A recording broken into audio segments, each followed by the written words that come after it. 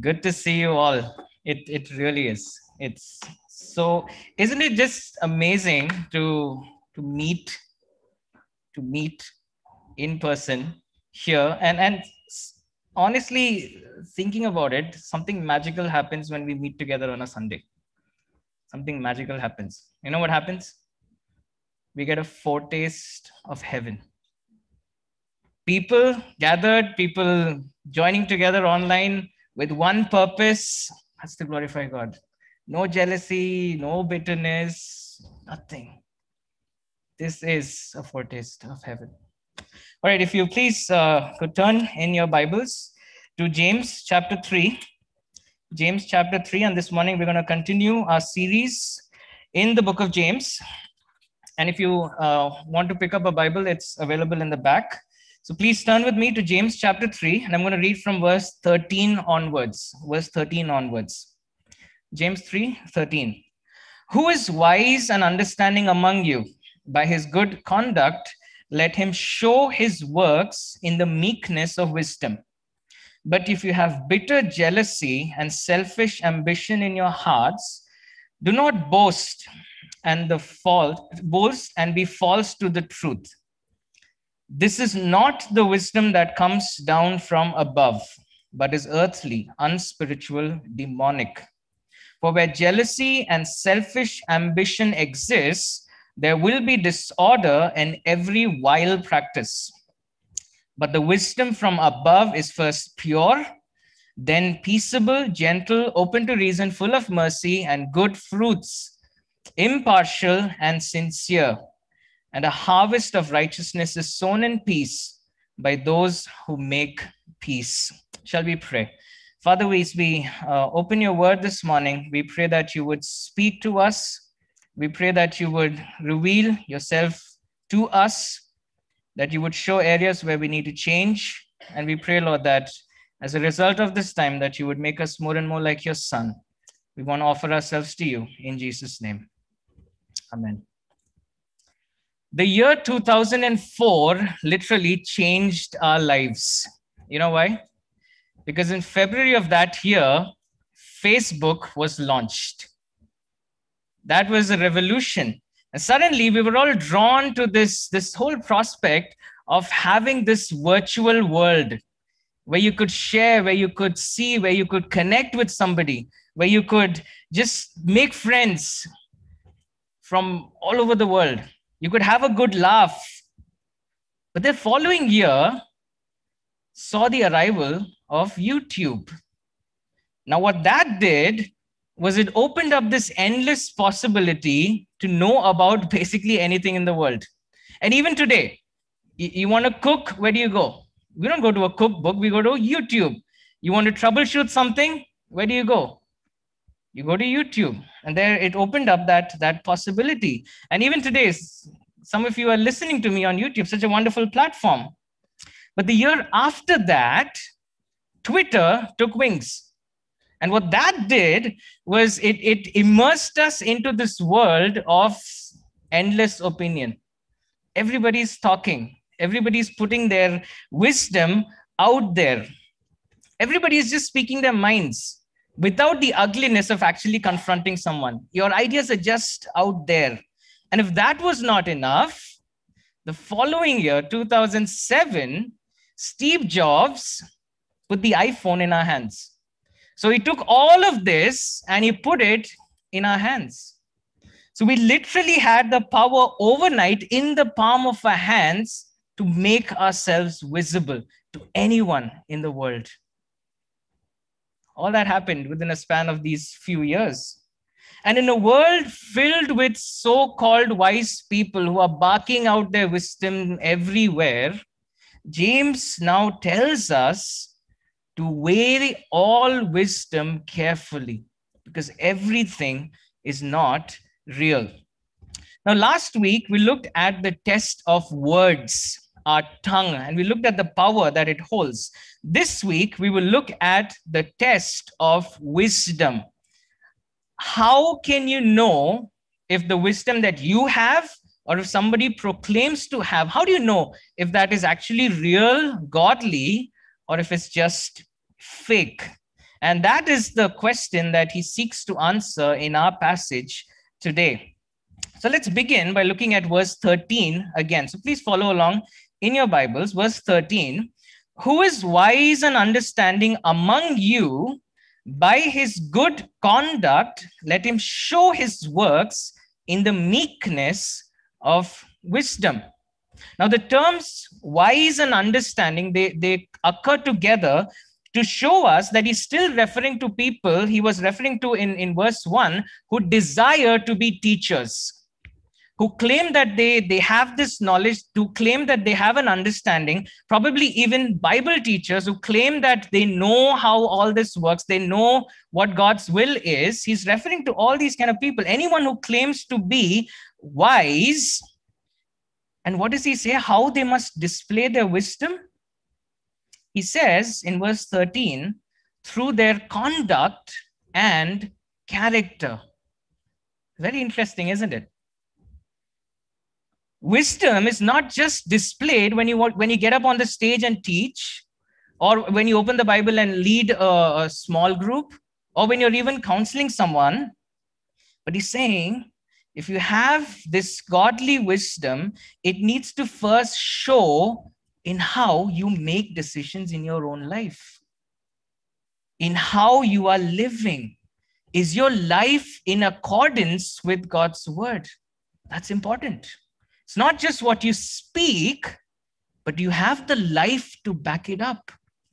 That is the test of wisdom. Godly conduct and godly character. That's the evidence that he says. But now that raises up a question. There's so many people in the world who are not like this, right? They're not godly, but they have the money, they have the titles, they have the recognition, they have the respect, but they're anything but godly, and their character doesn't reflect that. They're anything but humble. They don't even believe in God. But what about them? They seem to be wise. They seem to be making the right choices in life. And look at their life. They're so successful. They make the right investments. They do everything perfectly. But isn't that wisdom also? How are they able to do that? And James now spends the next few verses addressing that issue. And how he does this is very interesting again. He does that by differentiating the two pursuits a person might have to acquire wisdom. One is earthly, as he calls it, and the other one is from above, as he calls it. It's heavenly. One gives life, and the other one leads to death. Now let's look at the negative first. This is verse 15. Please follow along. This is not the wisdom that comes down from above, but is earthly, unspiritual, demonic. Did you notice that? What he says? Earthly, unspiritual, and demonic wisdom. That's the kind of wisdom that just cares about the here and now. That's it. When you're making a decision, all that you take into account is just what you see. Or it's even selfish or self-centered and even self-caring, because that's the limit. In other words, all the decisions that this person makes, he makes with himself at the center. There's no place for God. And what is the evidence of such a kind of wisdom? He gives us two right here. This is in verse 14 now. Bitter jealousy and selfish ambition. And he says the same thing again in verse 16, if you see. Very interesting choice of words to make the point. Earthly wisdom, which is unspiritual, meaning carnal, which means all that you care about is your flesh, not anything of value, spiritual value, is demonic, is what he says. And it operates out of a heart which is filled with envy, jealousy, and self-centeredness. Every decision that you make with yourself at the center. Now, how is this seen? Now, listen carefully. As you set your goals in life, as you set your priorities in life, This kind of wisdom will lead you to constantly compare your life with everyone who's around you. You look at everyone around you, you're comparing, and that's how you set your goals. Now, there is a problem, isn't it? If all our life's pursuits are directed by what we see others around us, what they are achieving, what kind of a career they're in, what kind of a house they live in, where they live, what kind of a car do they drive, where do they go for vacation. If all our decisions are based or are a reflection or a response to how everyone else is living in society, there's a problem. Because you'll always find somebody who's more successful, who's more pretty, who's more handsome, who's achieved more things. It's a never-ending cycle. And social media doesn't make it easy, right? Because now you go somewhere, what's the first thing that you do? You want to tell people where you're going. The moment you arrive, you want to check in where you've checked in. You want to show everybody what you're eating. You want to show everyone where you're staying. You want to show everyone what you're doing. Just put everything up online. And what that does is we keep seeing each other's posts online. We keep seeing each other, how they're living online, and then start evaluating our life. Does that happen or no? And then we always see that everybody else seems to have fun. Everybody else seems to have get it. Why am I not doing that? And that's the kind of wisdom that James is talking about here. Our choices are driven by what we see around all the time. And he says, this is not wise. Now, here's the reality. This is exactly the kind of wisdom that our society promotes. The next time you see an ad or read an ad, just pay close attention. What are they saying? The goal of the ad is to plant a longing inside your heart. It's to show you what kind of life you can have. And it's also to make you feel that this is it. That's the one thing that I'm missing in life. Be careful of the word trending. You need to be very careful when you hear that word trending. That's another way of showing you or telling you this is what you should be doing in life. These are what the popular people do in life. And if you don't do these things, you're going to miss out. This is how you should be talking. This is how you should be dressing. This is where you should be eating. This is what you should be doing. The list is just endless. And that's what society keeps telling you. And it just constantly keeps telling you that if you're not doing that, you're not being wise. Does that happen or no? There's constant bombardment of this kind of wisdom that you get all around. But here's the problem. Think really hard about this one, okay? Everyone can hear me? Here's the problem with trending. God is never trending.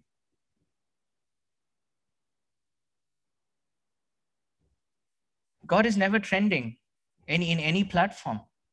His word is never trending in any platform because nobody wants to talk about that. And that is important.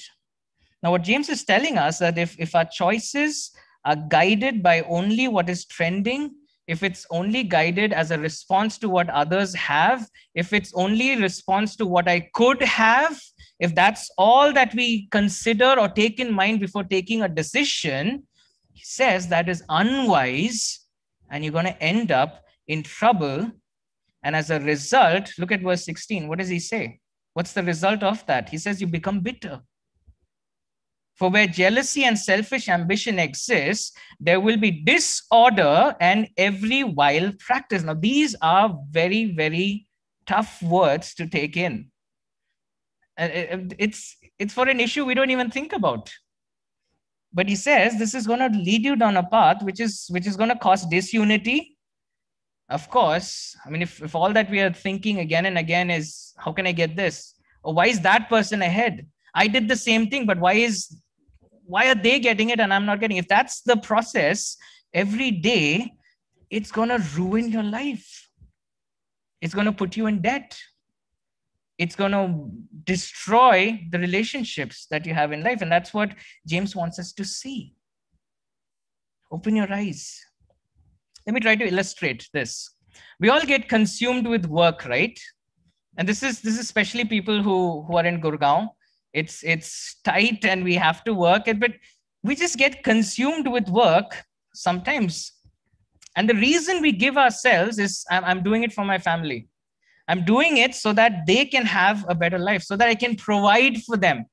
So that if my children ask something, I don't have to be in a position where I say that, no, I just can't afford it. And we reason that and we keep going ahead. It's good. You should provide for your family. But God doesn't call us just to provide for the family. He calls us to build our family. There's a difference. We think that we are showing them love by earning so that we can provide. But do this, okay? Just go back and ask your family, do you feel loved here? Are you growing? What do you think the answer is going to be? Will it be the same answer that you have in mind? If it's not, then we're doing something wrong. We push our children to study, right? Exam season's going on. That's a good thing. We should do that, but it's not the ultimate thing, right? We know that it's not the ultimate thing. Teach them to prioritize God, and then you see how God blesses them with wisdom. That's the wisdom that James is talking about. Wisdom is visible in our priorities. What are we teaching? How are we living? That is the true kind of wisdom. We cannot be making decisions based only on the things that we see around us. That's the point, what he's talking about. And if that's all we take into consideration when we're making choices, what we see and what people do, he says there is a big problem. In fact, he says that is not the wisdom that comes from God. Why? Because it has no place for God. It doesn't take into account what God wants. And so James is trying to give us this picture using all these strong words to say that this is going to destroy you. This is not the life that God wants. Now, where is all this coming from? It's right there in the middle of verse 14. If you just look there, verse 14, where is this coming from? But if you have bitter jealousy and selfish ambition, where? In your hearts. In your hearts, that's where the problem is. It's in the heart. And I love the book of Ecclesiastes. It's amazing. Just read the book of Ecclesiastes in the Old Testament. And one of the phrases that keep coming up in the entire book is this phrase, under the sun. He keeps repeating that phrase, under the sun, to hammer this point. And he argues, and this is the argument, this is the same thing that James is telling. If all that we live for are the things and the experiences under the sun, which means our world, if that's all that we live for, work for, die for, he says the whole life that we have worked, that we have sweated, is an utter waste. Not my words, his words. Utter waste. He says, meaningless, a chasing after the wind. Do you understand the seriousness of what James is talking about? It's an utter waste if we don't consider God in our life. You'll achieve everything. You'll be famous. You'll be trending. But it's meaningless because you're going to lose in the end. And I think that's just the point over here. True wisdom that God provides, makes all the choices in life taking into account the fact that God exists. That's how you make a choice. There is a reality beyond this world. There is a reality above the sun. God is that reality. There is a creator. We belong to him. We have to give an account to him for our lives. And if we don't reorient our life in light of that reality, that wisdom is useless, because you're going to lose in the end. And verse 14, he says, do not boast and be false to the truth. In other words, he's saying, if that's how you're operating and if that's how you're reasoning, people may say you're wise, but then he's saying you are simply fooling yourself. It's a lie. Your boast is a lie. Beware of the motivations that drive your actions, is what James is telling us. All right, so that's the wisdom that you see here. That's the worldly wisdom, which he says is demonic, by the way. He then moves on to show us what heavenly wisdom looks like, or the wisdom that God gives that comes from above looks like. Please look with me at verse 17. And he encapsulates that pretty nicely. Verse 17, what does he say? But the wisdom from above is, notice, first pure, then peaceable, gentle, open to reason, full of mercy and good fruits, impartial and sincere. What a wonderful list, isn't it? You should consider memorizing this and taking to heart, because this is what heavenly wisdom looks like.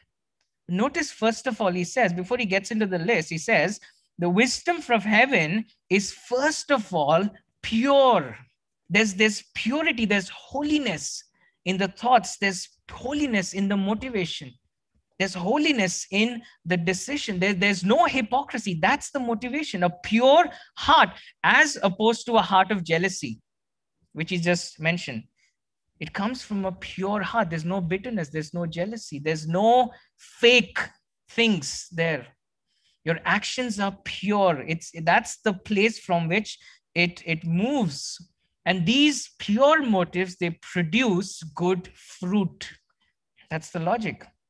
And now let's look at this list quickly. It's not exhaustive and it's not in particular order, but then it's pretty important. So let's look at what he says. What does wisdom from heaven look like? Number one, he says it is peaceable. Now write this down somewhere, okay? Make this list somewhere. Write it down. Keep it in front of you. Wisdom from above is peace-loving. Wisdom from above is peace-loving, meaning if you have the wisdom from above, the decisions that you make will not harbor hatred or promote disunity. You're going to work for peace, and it's totally opposite to disorder, which we just saw in verse 16. So first and foremost, you're going to be peace-loving, and you're going to go out of the way to maintain peace, to maintain relationship. Peace, unity will always take priority. That's number one. That's what wisdom from above looks like, because our God is a God of peace. All right. Number two, he says gentle. Write this down again. Wisdom from above is gentle. And we already saw that in verse 13, where he says meekness of wisdom. That it's the same word. Meek, gentle, it's the same word. It's not weakness, it is meekness. And the Greek word that's used here has the idea of power kept under restraint. A gentle person or a meek person, not a weak person, a meek person is a powerful person, but he knows how to control his power. It's like me wrestling with my 3-year-old. I have the power to literally crush him. But what do I use that power for? To lift him up and throw him and catch him. I use that power to giggle. I use that power to chase after him. I use that power to do all sorts of things, which just makes him laugh and laugh and laugh till he's out of breath. Now, am I being gentle or no? But am I weak? No, I'm not. That's the idea behind this word. You use your power, all the strength that you have, for the benefit of somebody else. That is A gentle person. A gentle person, a meek person, a humble person is not a weak person. They know where their power is and they use it for the benefit of someone else. That's the second one, gentle. Third one, open to reason. Write this down. Wisdom from above is open to reason, meaning you are teachable. You live in an attitude of constant learning. You never come to a point where you say that that's it, I've done, finished. Now let me just talk. You're not a leaking pipe, if I can use that imagery. What happens to a leaking pipe? Have you seen a leaking pipe? What happens to a leaking pipe? It just leaks, right? That's it. Come on, it's simple. It leaks. You put water into it, it's gonna leak. It doesn't serve the purpose. Yes, something's gonna get to the end, but then it just leaks. We are not supposed to be that people, and oftentimes we become those people. You learn something, oh, I want to get this out. I need to share. I just need to tell. Don't be a leaking pipe. Instead, be a reservoir. Now, what does a reservoir do? It collects. It collects. And even when it gives the water, water still remains because water is constantly coming in. All right. So this person is teachable, open to learning, is humble. He's not a leaking pipe. Okay. Don't be a leaking pipe. That's number 3. Number 4, wisdom from above is full of mercy. Write it down. Wisdom from above is full of mercy. Now, what is mercy? It is not giving to someone what they deserve. It's not giving somebody what they deserve. Why do we say God is merciful? Because we as sinners, what did we deserve? We deserved God's wrath, right? That's what we rightfully deserved. But instead, what did God give us? He showed mercy. God gave us life. And if we understand that, and if you're living in light of that, you have to become people who are merciful. People who give up their rights for the benefit of somebody else. Going out of the way to show mercy to someone else.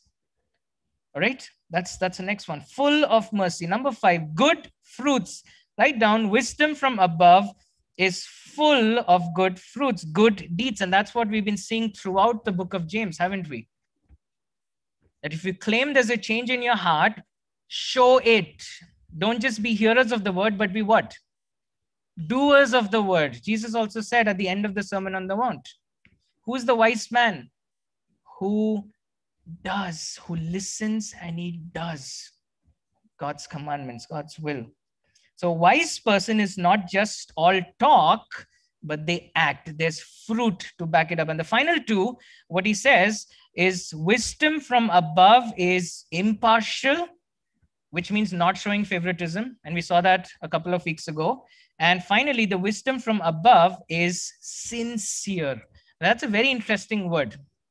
Okay, because the Greek word that's translated over there is a hypocrisy. Very interesting word, isn't it? Sincere is opposite of being a hypocrite, being an actor, being a person who just does things for people to see, but then inside they're completely rotten. Okay, so that's the word that's used over there. You are what you say and you say what you mean, not double-minded. You're stable, you're genuine.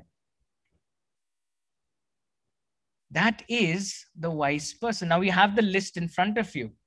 Stick it somewhere. Keep it on the fridge. Keep it in a place where you can see again and again. It's going to help you.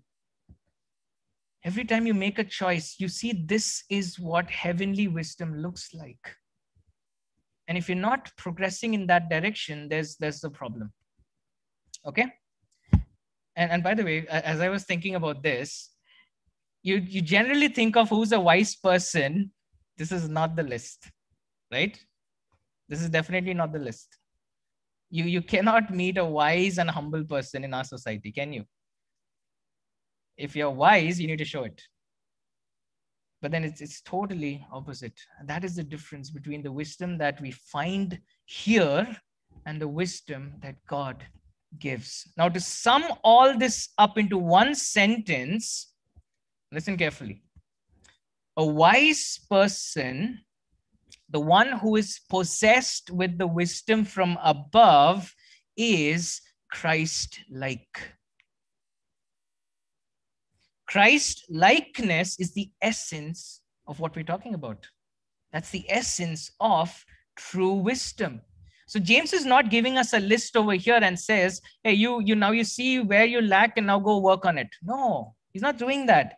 Basically, he's just showing us Jesus when he's talking about wisdom.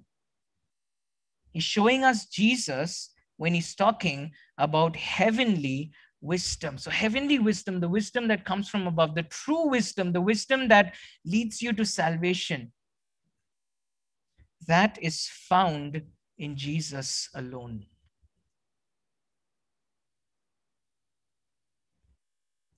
Heavenly wisdom is found in Jesus alone. It's found in Jesus alone. And how do you get it? How do I get it? When we come into a relationship with him. When Jesus lives in us, when the Spirit is in us, God fills us with that wisdom. And we see that as he bears fruit. Jesus is our wisdom. He is our wisdom. Okay? And what is the result of this kind of wisdom? We saw the result of the previous kind of wisdom. It causes disunity, envy, all those kind of things, all kinds of evil things. But this wisdom is different. Verse 18. Verse 18. And a harvest of righteousness is sown in peace by those who make peace. Now, notice first of all what he's saying over here. He doesn't say a seed of righteousness is sown. You sow a seed, right? You sow a seed. You don't go collect all the harvest and sow it back in. You sow the seed and then you get the harvest. But what is he saying? He's saying the whole harvest is sown again, meaning our acts of wisdom, our righteous deeds, which flow out of this divine wisdom which God gives, that fruit brings an ongoing change in our communities. It's an ongoing thing. And people all around are going to benefit from the fruit of our wisdom. It's not just for us to brag about, but people actually benefit from the fruit. And always remember, the fruit is never for the tree. Fruit is always for anyone who's willing to pluck and eat. The tree never eats the fruit. It just gives. It gives. So the imagery that he's giving over here is that fruit which you bear, it is sown again. You impact somebody's life as you serve. And there's that ripple effect. Multitudes of people start benefiting from your wisdom. Can you see the potential that is hidden in this imagery? And that's what God is calling us to. Wise people who have God's wisdom, they literally have the power to change the world. Just think about that.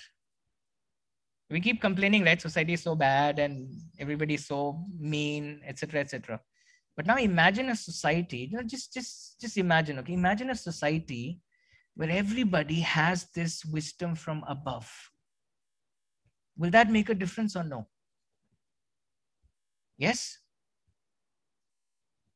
But it starts with you. It starts with me.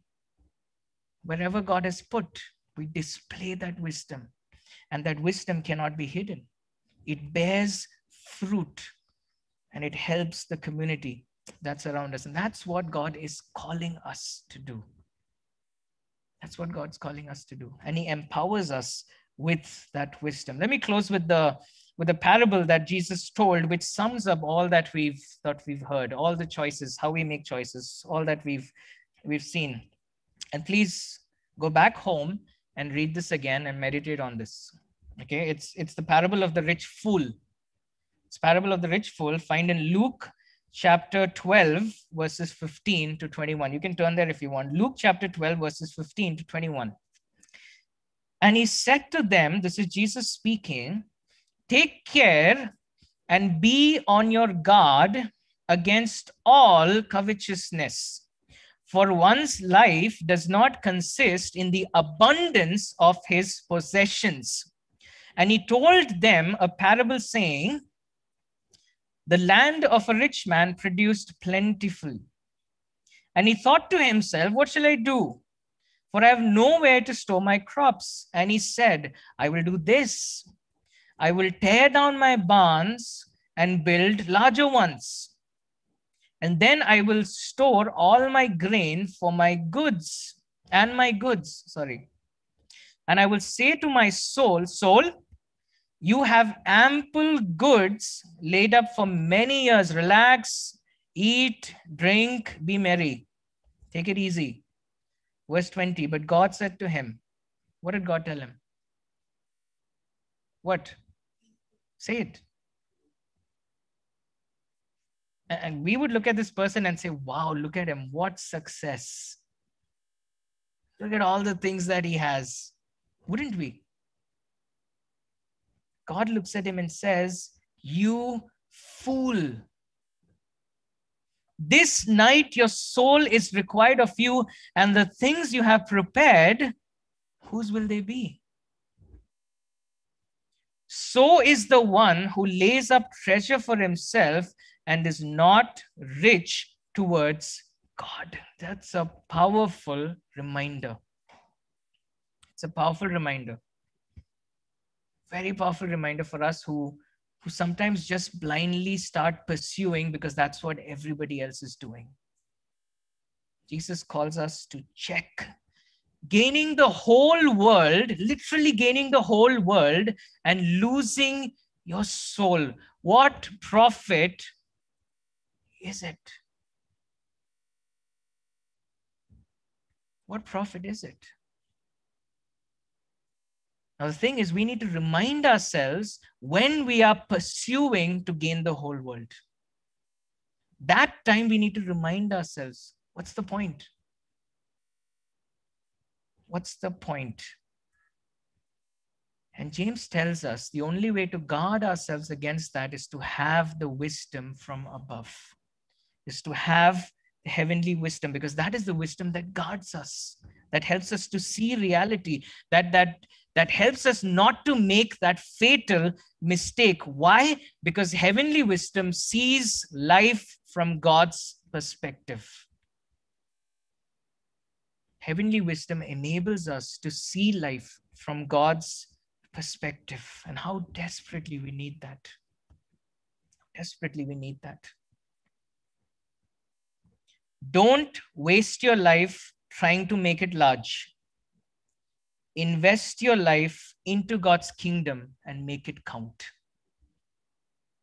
Don't waste your life trying to make it large. Invest your life into God's kingdom and make it count. Shall we pray? Father, we come before you and we want to plead with you this morning, Lord, as you've shown us from your word the wisdom that we need. We pray, Lord, that you would enable us to come to Jesus. Enable us to see him as our wisdom. Enable us, Lord, to surrender our lives to him. And I pray, Lord, that you would break our hearts, give us the humility to follow what he tells us to do. Please, Lord, please help us. Help us, Lord, to follow. We don't want to end up being the fool. We pray, Lord, that you would give us the wisdom. Jesus, please help us. Spirit, please move us. We want to be used by you, Lord. And we don't want to mess up. We don't want to mess up our lives. Please guard us. Please help us. Please open our eyes to the reality. Give us wisdom, O Lord. In Jesus' name, amen.